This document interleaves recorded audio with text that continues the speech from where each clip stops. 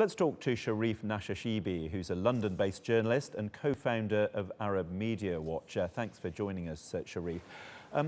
The Aleppo seems to have all but been routed by the regime, but can the regime hold on to it? It's one thing taking Aleppo. Can they hold on to it, or will they now just be facing a guerrilla insurgency?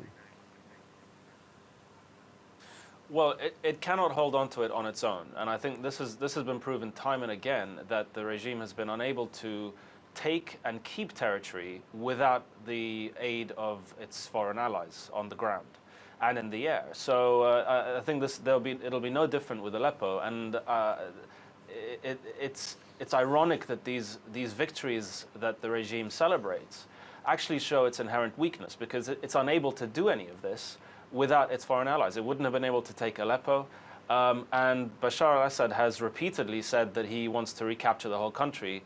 This will be impossible without his foreign allies in what effectively would be a foreign occupation. Assad acknowledged last summer, in 2015, manpower shortages in his army. These will have only gotten worse. So really, his regime is just a shell that is being filled by foreign forces. And will those foreign partners be prepared to be in this for the long haul? As you say, it doesn't sound like he's going to be able to hold on to territory without their help. I don't think there would be an appetite among his allies for an open-ended presence in the country. It would be costly in terms of financially. Their forces would be constantly targeted. And let's not forget, you have a population in Syria that has been brutalized by this regime. They're not going to just simply lay down and accept the full reassertion of regime control. So this is going to become a long-term headache for Assad's allies, and I think there'll come a point where they'll be telling him, look, we need an exit strategy. And at the moment, I don't see that they have one.